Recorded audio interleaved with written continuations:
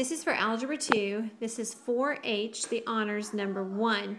And you're going to want to look in your book and read number 1.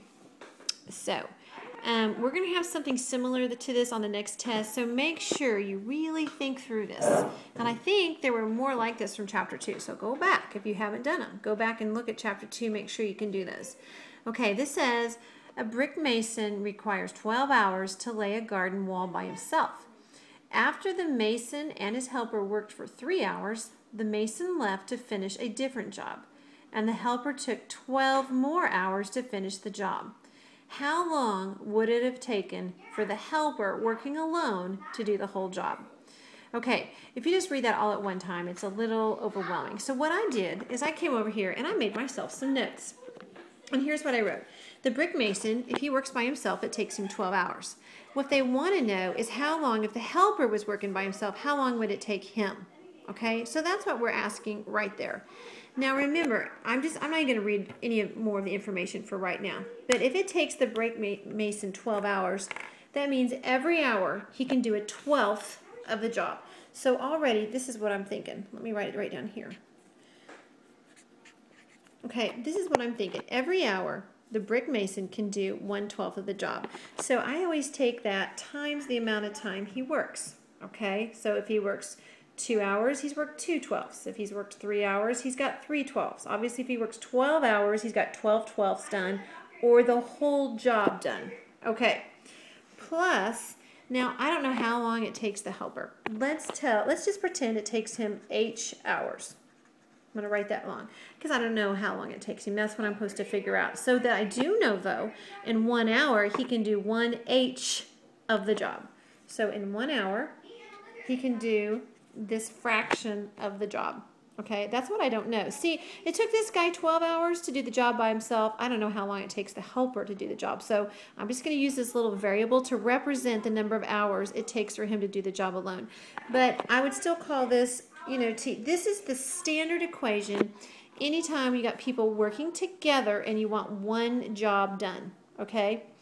Now, there's no way I can solve this right now because I have 2 variables. I don't know my t and I don't know my h. But actually, we do know our t, our time. So I can substitute that in. Do you remember it said that the brick mason worked 3 hours? So what I can do is substitute in right here for this t. I'm going to substitute in a 3. I'm just going to put a 3 right there. Okay? And this guy then worked, what did he say? He worked another 12 hours. He had already worked 3, and then he worked 12 more hours.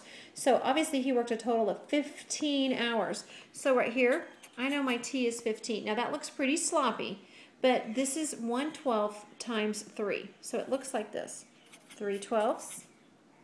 Should have gotten someone to hold my phone for me. Plus, what is that? What is that? 15H? Well, yeah, it's definitely equals 1. Okay, that's what I've got right there. And I'm trying to solve for h. Now, I don't know if you don't have to do this, but when I see 3/12, I'm already thinking, oh, reduce that. So I would probably reduce that to 1/4 because I'm always trying to keep my numbers small. So I'm going to come down here and I'm just going to rewrite this real quick. 1/4 plus 15 over h equals 1. All I did was just reduce that fraction. So we know you're going to multiply through by the common denominator, which in this case would be 4h. You know what? I think, you could do that. I think I'm just going to subtract 1/4 from both sides. Why not? I'm looking ahead. I mean, there's more than one way to do this, and so I'm just trying to think what would be the easiest. And I want to get this fraction all by itself because it's the one with my variable. So I'm adding a 1/4. So I would probably subtract a 1/4 from both sides, like this. Okay? That way I'm left with 15 over h equals, well, 1 minus a 1/4 is 3/4. That's an h right there.